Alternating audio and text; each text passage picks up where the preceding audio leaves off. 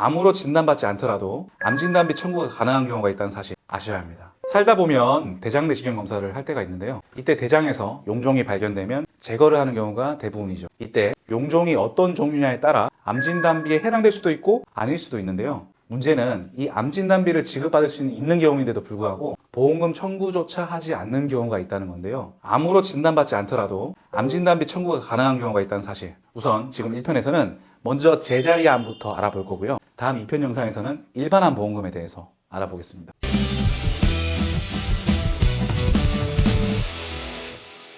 용종 제거를 하고 조직 검사를 해보면 악성 종양이냐 양성 종양이냐 두 가지 결과가 나오는데요. 여기서 악성 종양은 암이죠. 그러면 암 진단비 청구하시면 됩니다. 그런데 악성 종양인 암이 아닌 양성 종양인 경우에도 암 진단비에 해당될 수 있다는 사실 아셔야 하는데요. 양성 종양 중에서도 선종, 그 중에 고등급 이형성인 선종의 경우에는 암 진단비 중 제자리암에 해당하는 보험금을 지급받으실 수 있습니다. 이 제자리암 보험금이 보통 수백만 원은 돼요. 자, 그럼 어떻게 받을 수 있는지 실제 지급받으신 사례를 통해 바로 알아보겠습니다. 진단서 하나 보시겠습니다. 여기 진단서를 보시면요. 결장 폴립 관상 선종이라고 적혀 있어요. 폴립은 점막으로부터 돌출해서 생기는 작은 덩어리를 이야기하고요. 관상 선종은 튜브 모양, 관 모양의 선종이라는 뜻입니다. 아무튼 이 폴립이 선종인 경우에는 제거하지 않고 방치하는 경우에 시간이 지나면 악성 종양인 암으로 진행될 가능성이 있어요. 위험도가 높은 경우이죠. 근데 여기서 무엇이 문제가 되냐면 진단서를 보시면요. D126 코드를 받은 걸 알 수 있죠. 이 D126 코드는 약관상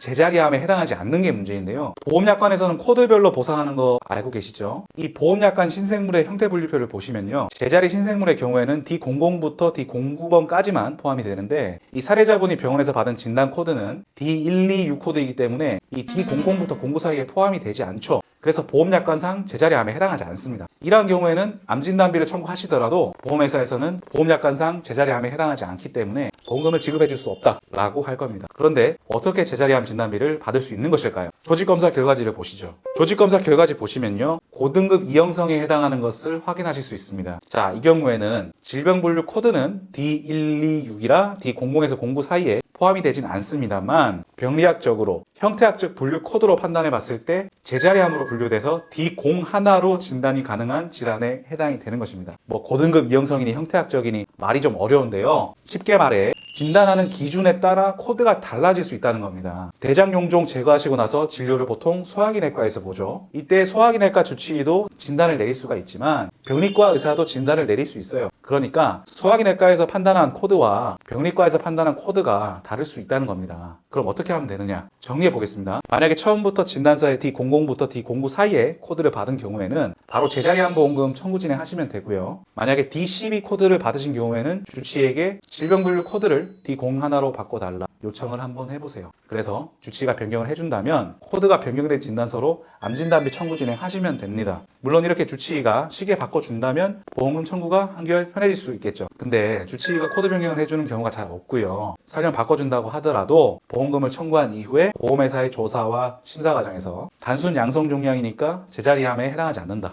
보험금 지급이 안 된다. 이런 답변을 들을 가능성이 높습니다. 실제로 문의 주시는 분들 보면요. 청구하기 전에 문의 주시는 경우는 거의 없고요. 혼자서 청구해 보시고 나서 보험회사에서 보험금 지급 거절받고 문의 주시는 분들이 많습니다. 자, 그러면 다시 사례로 넘어가 보겠습니다. 보험금 지급 내역서를 보시겠습니다. 처음에 진단서상 D12 코드를 받았지만 제자리암 진단비를 받은 내용을 확인하실 수 있는데요. 자, 이 청구권은 진단서상 코드는 D12 코드이지만 다르게 판단해보면 제자리암 코드 D01에 해당하니까 제자리암 진단비를 지급해라 이런 내용으로 청구 진행을 해서 결국 제자리암 진단비를 받게 된 건데요. 진단서상 코드가 다르더라도 암 진단비를 지급받기 위해서는 가입해두신 보험의 암 진단비 관련 보험 약관과 조직검사 결과지를 검토해서 의학적으로 제자리암에 해당한다는 내용을 강력하게 입증을 하셔야 되는데요. 이 부분을 제가 설명해 드린 대로 주치의한테 먼저 부탁해서 코드를 바꿔서 한번 청구해 보시고요. 만약 잘 안 돼서 지급 거절 당하신 경우에는 제가 검토해 드릴 테니까 문의 주시면 됩니다. 아니면은 나는 어렵다 귀찮다 못하겠다 하셔도 문의 주세요. 제가 검토해 드리겠습니다. 문의하시는 방법은요.